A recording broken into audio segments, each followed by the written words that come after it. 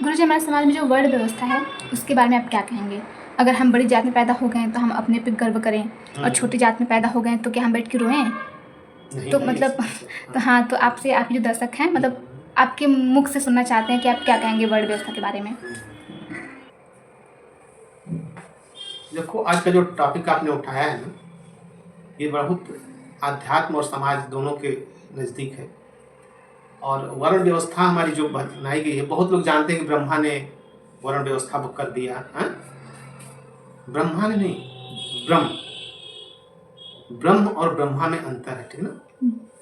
ब्रह्मा बहुत एक छोटी सी एक जगह है, और ब्रह्म मतलब वही परम पिता परमेश्वर, ठीक ना। ब्रह्म उनके अंदर की चीजें हैं। तो ब्रह्म ने जो ये वर्ण व्यवस्था बनाया, ये हमारे कर्मों के आधार पर बना, ठीक है ना। उनको मान लिया गया जैसे ब्राह्मण, 4 ही वर्ण है ना, ब्राह्मण है, क्षत्रिय, वैश्य और शूद्र। तो ब्राह्मण का कर्म दिया गया ज्ञान देने की बात, कि अगर वो ज्ञान की बात करे, पढ़ाई लिखाई संबंधित बात करे, तो वो ब्राह्मण है। रक्षा की जो बात करे वो क्षत्रिय है, ठीक है ना।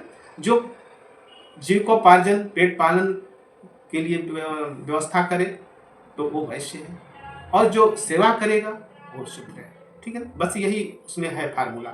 उसमें व्यक्ति, अब समाज में सवाल ये उठता है कि अब हम सिर्फ ब्राह्मण के घर पैदा हो गए तो हम ब्राह्मण हो नहीं हो गए, सिर्फ हम शूद्र के घर पैदा हो गए तो शूद्र हो गए, ऐसा भी नहीं है, ठीक है ना।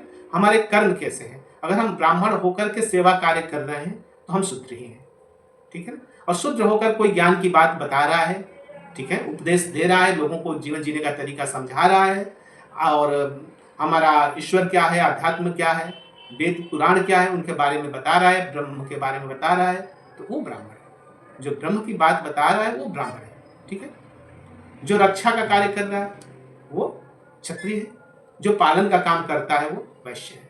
यही बात होती है। अगर एक छोटे से उदाहरण के रूप में हम परिभाषित करें, तो जैसे हमारे देश के माननीय मोदी जी, जो देश के हमारे प्राइम मिनिस्टर हैं, अगर उनके ऊपर हम बात करते हैं, तो जब मोदी जी एक बच्चों को एग्जामिनेशन कैसे देना चाहिए, एग्जाम के पहले तैयारी करने के जो तरीके बताते हैं, ज्ञान की बातें करते हैं, जाके मंदिरों में पूजा पाठ करते हैं, व्रत रखते हैं, उपवास करते हैं, और ये सब बातें करते हैं, तो वो ब्राह्मण है उस समय, ठीक है।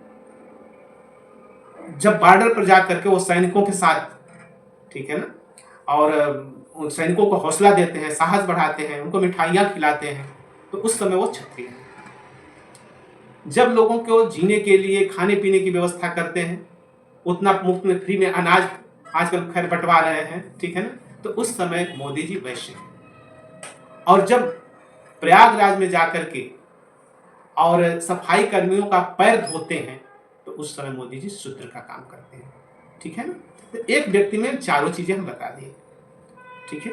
हर इंसान में ये चारों चीजें होती हैं, डिपेंड करता है कि अब कब क्या कर रहा है, ठीक है ना। अगर हम अभी ज्ञान तुमको दे रहे हैं तो मेरे को ब्राह्मण मानना जा सकता है, ठीक है।